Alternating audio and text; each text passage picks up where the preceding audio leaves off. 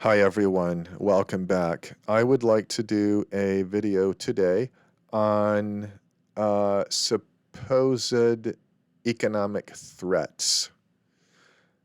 And the purpose of this is to show you that there aren't really economic threats deriving from the economy, from the marketplace, especially from a free market. The economic threats come from, as I'll show you, the government itself.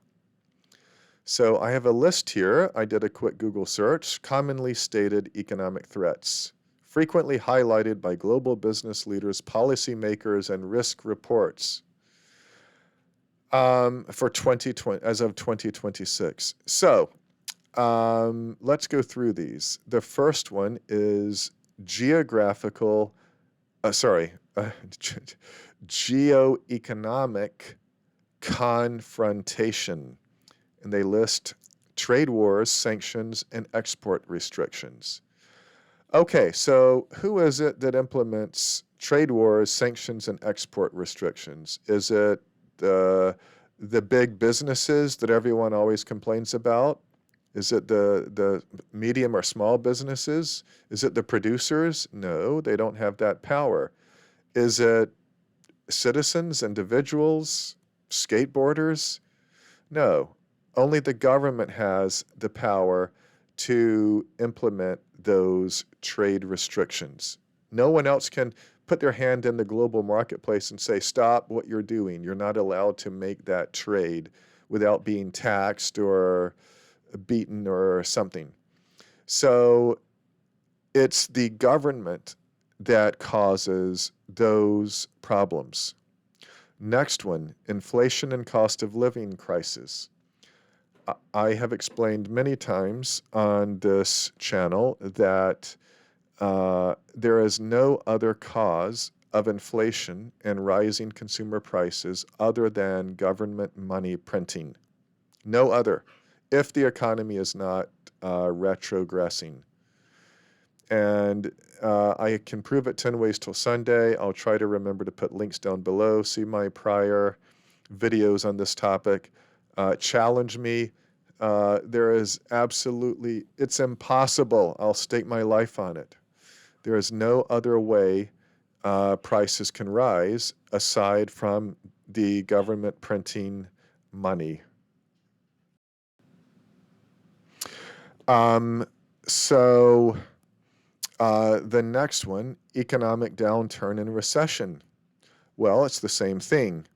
Economic downturns, recessions, depressions, financial crises, all of these are caused almost always by money printing, by the government's money printing, because it prints money, it expands the money supply, bank accounts expand, and loans expand in a fractional reserve banking system, such that when that process stops or even slows, you tend to get a monetary contraction. Loans are repaid or loans are not able to be repaid, and banks tend to go bust as they do during recessions and financial crises.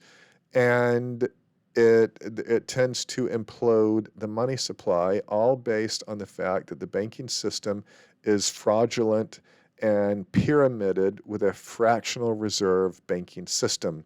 If you want to know the details of that, please Google my book, The Case for Legalizing Capitalism. See Chapter 3, and I lay it out quite clearly, even with section headers, where you can find this exact topic and skip straight to that. So that's the government causing recessions. They're not a normal part of the economic cycle, as the Marxists say. They're not whatsoever. The next one, a favorite of mine, mis and disinformation. Well, there's always been mis and disinformation, and I would argue that doesn't affect, I would argue mis and disinformation arising from citizens or even businesses doesn't affect the marketplace too much. Other people have correct information. There's always misinformation. It nets out. What does affect the marketplace is when government engages in mis and disinformation. If you're not aware by now, many people have learned in the last 5 years especially that nothing in the world is what we thought. We're being lied to and deceived about virtually everything, at least to some degree.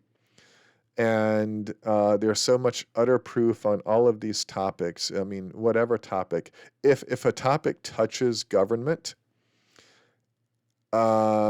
it is likely propagandized by any side reporting it, all sides. Nothing is what you think it is.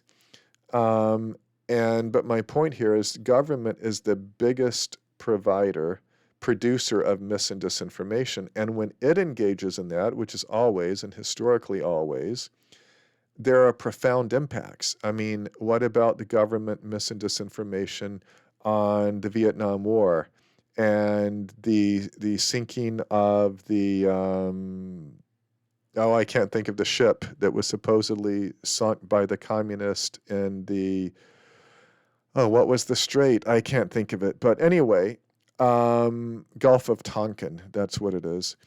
That was a lie. The Iraq War was a lie. Weapons of mass destruction was a lie.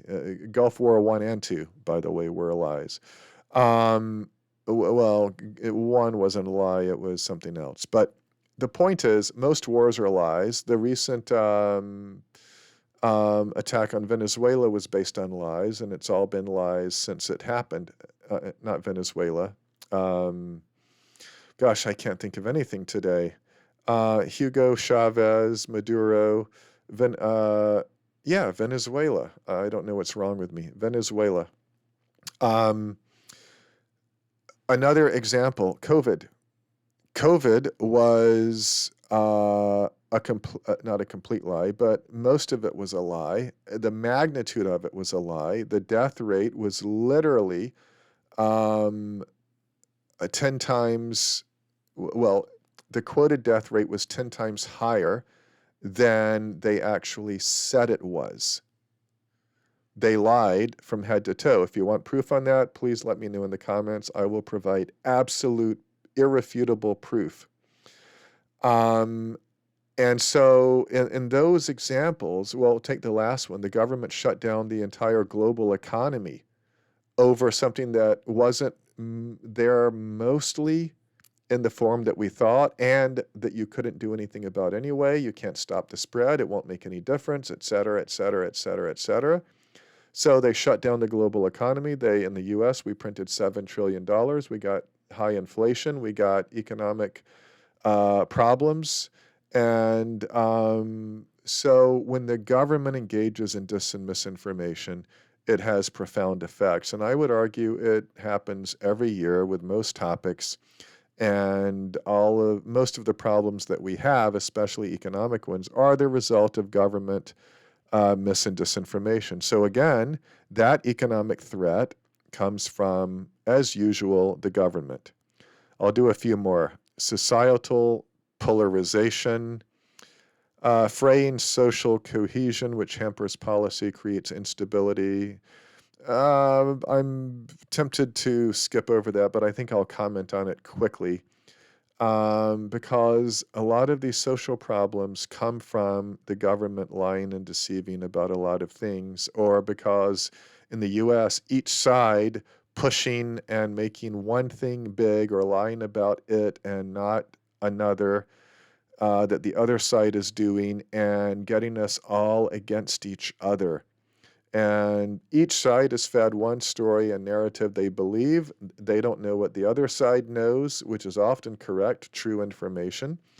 And the two sides don't believe anything the other says, and they're all following the leaders who are pointing the other side as bad and evil and ruining the world. And so government foments a lot of the social problems that we have.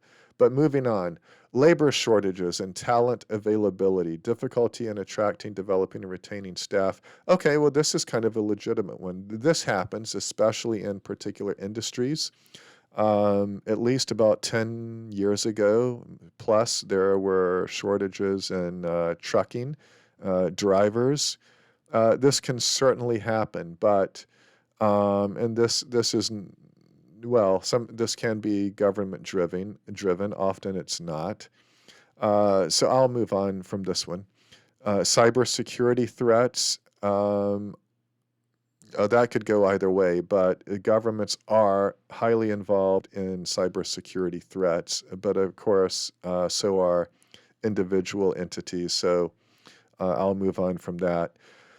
Those are the main ones, and I think those are the biggest high level ones people think of. So you see, it's not all government driven all the time, but you also see that most of it is government driven most of the time.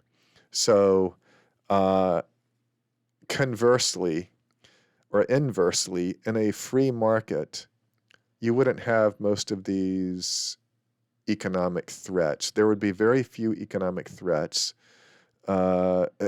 There's very little that would arise out of the marketplace itself that would become a threat. Always the biggest threat is government action and government interference in the marketplace. That is what's always caused most of our economic problems.